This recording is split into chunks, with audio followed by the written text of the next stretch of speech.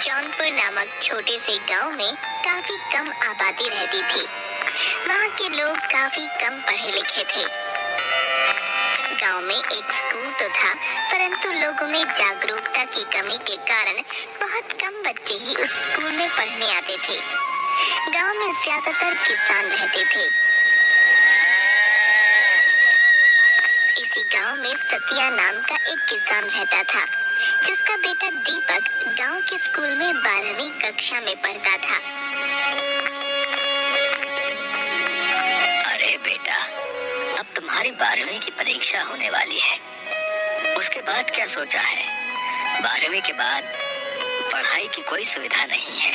पिताजी, 12वीं के बाद मैं शहर पढ़ने के लिए जाना चाहता हूँ। मेरा एक दोस्त भी आगे पढ़ने के लिए शहर जाएगा। सतिया ने बेटे की पढ़ाई के लिए कुछ पैसे जोड़ रखे थे। दीपक आगे पढ़ने के लिए शहर चला गया। उस गांव में एक रेलवे स्टेशन भी था, जिस पर इक्का दुक्का ट्रेनें ही आती थीं और बहुत कम लोग ही शहर से बाहर जाते थे। एक दिन गांव के कुछ बच्चे स्टेशन के पास खेल रहे थे। तभी स्टेशन पर ट्रेन आकर रुकी और कुछ देर में रवाना हो गई। वो बच्चे ट्रेन जाने के बाद आपस में बात करने लगे। अरे भीमा कहाँ गायब हो गया? अभी तो वो हमारे साथ ही खेल रहा था। बस बॉल लेने ट्रेन की पटरी की तरफ गया। काफी देर खोजने के बाद भीमा नहीं मिलता। भीमा के माँ बाप बहुत परेशान होते हैं। अरे मेरा बच्चा कहाँ चला गया? वो तो आराम से सभी दोस्तों के साथ स्टेशन के पास खेल रहा था, तो आखिर वहाँ से कहाँ गायब हो गया? तभी उसके साथ खेल रहे बच्चों में से एक बताता है, हम लोग सब स्टेशन के पास ही खेल रहे थे। तभी अचानक ट्रेन आकर स्टेशन पर रुकी। इतने में भीमा गेंद लेने के लिए पटरी की तरफ भागा।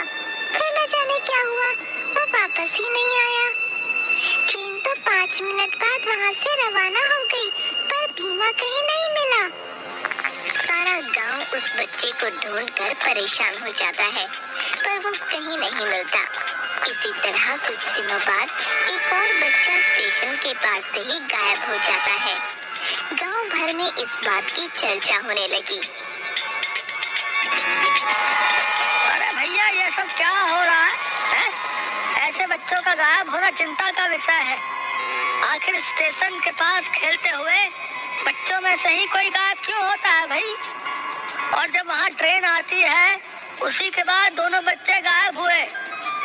यानी कि इन बच्चों के गायब होने में उस रहस्यमयी ट्रेन का ही हाथ है। उसी ट्रेन में ही उन बच्चों को अगवा करके ले जाया गया है। हाँ, ये तो बहुत चिंता की बात है। 2 बच्चों का गायब होना कोई इत्तेफाक नहीं हो सकता भैया।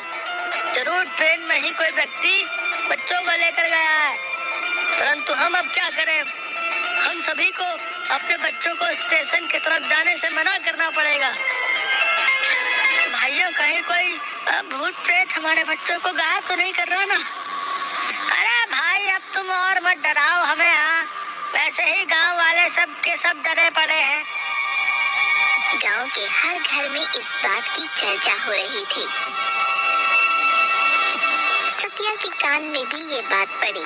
तब उसे भी समझ नहीं आया कि ये सब क्या माजरा है। लोगों ने स्टेशन की तरफ जाना डर के मारे छोड़ दिया। दीपक शहर से छुट्टियों में कुछ दिन के लिए गांव में रहने आया। उसने भी गांव वालों से और अपने पिता से बच्चों के रहस्यमयी तरीके से गायब होने का किस्सा सुना। अरे भाई, मैं ये क्या सुन रहा हूँ? गांव से 2 बच्चे किस तरह स्टेशन के पास से गायब हो गए? हमें इस बात की तह तक जाना चाहिए, वरना तो डर के मारे कोई स्टेशन की तरफ जा ही नहीं पाएगा। हाँ भाई, हमें जरूर कुछ करना चाहिए, लेकिन कुछ लोग इसे भूत प्रेत का साया भी बता रहे हैं। क्या यार, तू भी पढ़ा लिखा होकर किन बातों में विश्वास कर रहा है? माजरा कुछ और है। 2 बच्चों में से एक बच्चा मेरे दोस्त का छोटा भाई था। उन लोगों का दुख मुझसे देखा नहीं गया। कुछ दिनों बाद ही स्टेशन से कुछ दूर खेत में कुछ बच्चे खेल रहे थे। उसमें से भी एक बच्चा उसी तरह गायब हो गया, और वो भी बिल्कुल ट्रेन के स्टेशन आने के समय के आसपास ही। अब तो गांव वालों को चिंता सताने लगी। सभी ने बैठकर ये तय किया। अब तो हमें इस बारे में कुछ ना कुछ करना पड़ेगा भैया, वरना हमारे गांव से बच्चे इसी तरह गायब होते रहेंगे। आखिर ट्रेन आने के समय पर ही बच्चे गायब क्यों होते हैं? हमें इस बात का पता लगाना ही पड़ेगा। दीपक, तुम पढ़े लिखे हो और समझदार भी हो, तुम अपने दोस्त के साथ मिलकर इस काम में हमारी मदद कर सकते हो। दीपक और उसका दोस्त काफी सोच विचार करते हैं और एक प्लान बनाते हैं। इस बात का पता लगाने के लिए हमें उस रहस्यमय ट्रेन पर ही नजर रखनी होगी। जब भी बच्चे गायब हुए हैं, वो समय लगभग वही होता है जब ट्रेन स्टेशन पर आती है। हमें छुपकर ट्रेन पर आने जाने वालों पर नजर रखनी होगी। हाँ, ये ठीक कह रहे हो। हम गांव वालों की मदद लेकर ऐसा कुछ प्लान बनाएंगे जिससे कि हम असली गुनहगार को पकड़ सकें।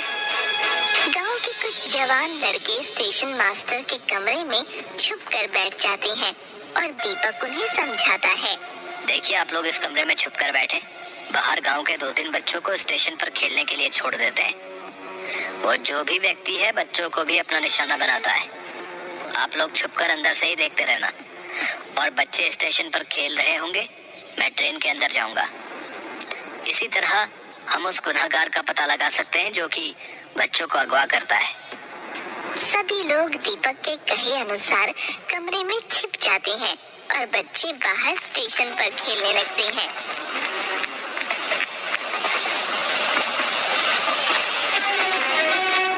ट्रेन स्टेशन पर जैसे ही रुकती है, उसमें से एक आदमी कंबल ओढ़े बच्चों की तरफ बढ़ता है।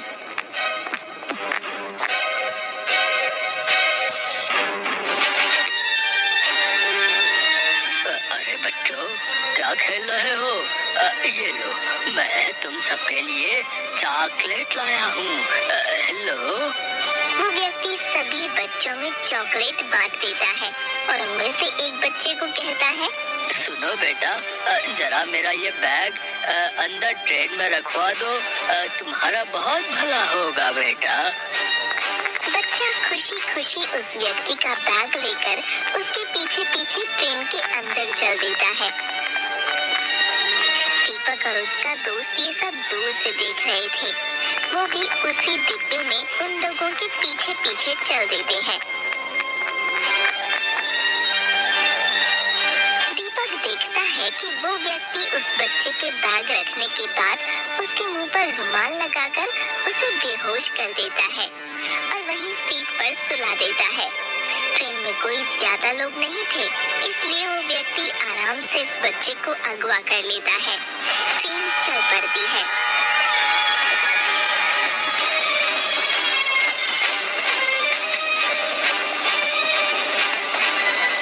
दीपक भी उसी डिब्बे में बैठा उन पर नजर रख रहा था।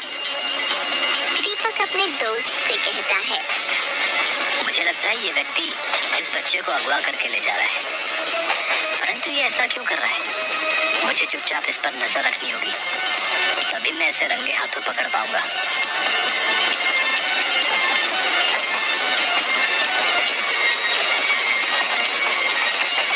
लगभग 2 घंटे के बाद एक स्टेशन पर वो व्यक्ति उस बच्चे को लेकर उतरता है और दीपक भी उसी के पीछे उतर जाता है। सामने से एक व्यक्ति आता है और उस किडनैपर से कहता है, अरे वाह भैया, एक और मुर्गा ले आए। ये तो बहुत अच्छा धंधा है। तुम उस गांव में जब भी जाते हो, तुम्हारे हाथ एक ना एक बच्चा लग ही जाता है, और फिर हम उसे अच्छे खासे दामों में बेचकर मजा करते हैं। हाँ भाई, उस गांव में तो इतने बेवकूफ लोग रहते हैं कि कोई भी आज तक मुझे पकड़ नहीं पाया। हाँ, हमने वहाँ से 4-5 बच्चे चुरा लिए और उन्हें अच्छे दामों में शहर के भिखारी गैंग को बेच दिया, परंतु हम आज तक पकड़े नहीं गए। हमें इन लोगों का पीछा करना होगा ताकि हमें पता चल सके कि आखिर इन बच्चों को अगवा करके ये कहाँ लेकर जाता है, तभी हम इसे रंगे हाथों पकड़वा सकते हैं। हाँ, हमें बड़ी सावधानी से इन लोगों का पीछा करना होगा। हो सकता है हमें वहाँ अपने गांव से अगवा हुए बच्चे भी मिल जाएं।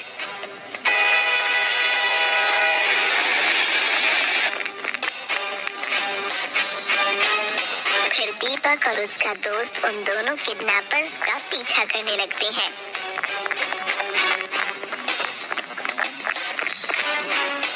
उस बच्चे को लेकर वो दोनों लोग एक सुनसान जगह पर पहुंचते हैं।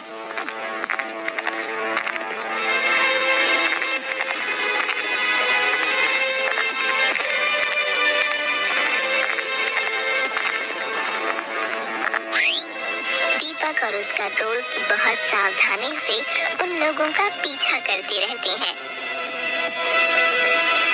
तभी वो लोग एक बड़े से कमरे में दाखिल होते हैं।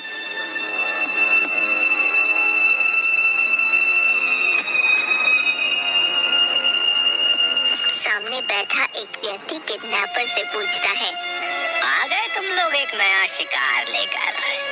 अब तो हमारे पास बहुत से बच्चे हो गए हैं जिनसे रोजाना भीख मंगवा कर हमारे पास बहुत माल इकट्ठा हो जाता है। सामने का नजारा देखकर दीपक और उसके दोस्त के होश उड़ जाते हैं। वहाँ बहुत सारे बच्चे जमा थे जिनके हाथ पैर टूटे थे। दीपक और उसका दोस्त चुपचाप बाहर आ जाते हैं। ये लोग तो बहुत जालिम और खतरनाक लोग हैं। इन्होंने इतने मासूम बच्चों को किस तरह मार मार कर अधमरा किया हुआ है और अपने फायदे के लिए उनसे भीख मंगवाते हैं। परंतु ये बहुत खतरनाक लोग हैं। हमें इन्हें पकड़ने के लिए पुलिस की मदद लेनी होगी। हाँ दीपक, तुम ठीक कह रहे हो। इन मासूम बच्चों की जान बचाने के लिए हमें इन जालिमों को रंगे हाथों पकड़ना ही होगा। और ये काम हम दोनों अकेले नहीं कर सकते। हम लोग कल पुलिस के साथ प्लान बनाकर इन्हें रंगे हाथों पकड़वाएंगे और इन मासूम बच्चों को इस नर्क से आजादी दिलवाएंगे। दीपक अगले ही दिन वहाँ के थाने में जाकर पुलिस इंस्पेक्टर को सारी बात बताता है कि किस तरह वो लोग बच्चों को अगवा कर इस धंधे में लगा देते हैं। हम आप लोगों की बहादुरी और जज्बे की दाद देते हैं। आप लोगों ने इतनी हिम्मत करके और अपनी जान जोखिम में डालकर इन लोगों का भांडा फोड़ दिया। अब आपको चिंता करने की ना कोई जरूरत नहीं है। कल हम लोग आपके साथ चलकर उन्हें रंगे हाथों पकड़ के उन्हें जेल में डाल देंगे। अगले ही दिन पुलिस इंस्पेक्टर और बहुत से पुलिस कर्मचारी दीपक और उसके दोस्त के साथ उसी जगह पर जाते हैं और चारों तरफ से उस जगह को घेर देते हैं। सबके सब घेर लिए गए हो। अपने हथियार फेंक दो और अपने आप को पुलिस के हवाले कर दो।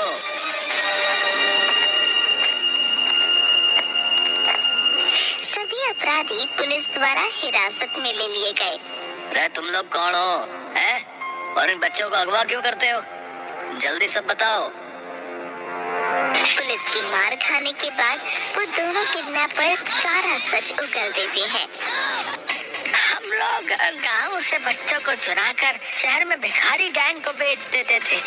हमें इन बच्चों को बेचने पर अच्छी खासी रकम मिलती थी। वे लोग इन बच्चों के हाथ पैर तोड़कर इनसे भीख मंगवाते थे। ये लोग काफी समय से अपना धंधा चला रहे हैं दीपक। तुमने इन लोगों को पकड़वा कर बहुत अच्छा किया। इन लोगों ने और भी कई गांव के इस तरह के बच्चों को ट्रेन में अगवा किया है। जिस गांव की आबादी कम होती थी वहीं के बच्चों को ये लोग निशाना बनाते थे और हम लोग काफी समय से इनकी तलाश में थे, परंतु इनका कोई सुराग हमें नहीं मिल पा रहा था। तुम लोगों का बहुत बहुत धन्यवाद जो तुमने इतनी हिम्मत करके इन लोगों को रंगे हाथ पकड़वाया भी। ये तो हमारा फर्ज था इंस्पेक्टर साहब। ऐसे लोगों को तो सलाखों के पीछे ही होना चाहिए। इन्होंने न जाने कितने घरों के बच्चों को उनके माँ बाप से जुदा करके अपने फायदे के लिए बेच दिया। पुलिस उन गुनहगारों को जेल में डाल देती है और सभी अगवा हुए बच्चों को आजादी दिलवा देती है। दीपक अपने गांव के चारों बच्चों को वहां देखकर बहुत खुश होता है। देखो भीमा और बाकी बच्चे हमें मिल गए हैं। अब हम इन्हें गांव वापस ले जाकर आपसे इन्हें मिलवाएंगे तो वो लोग कितने खुश होंगे। दीपक और उसका दोस्त उन बच्चों को वहां से छुड़वा कर गाँव वापस ले आते हैं। गाँव वाले अपने बच्चों को जिंदा वापस देखकर बहुत खुश होते हैं और दीपक और उसके दोस्त का शुक्रिया अदा करते हैं।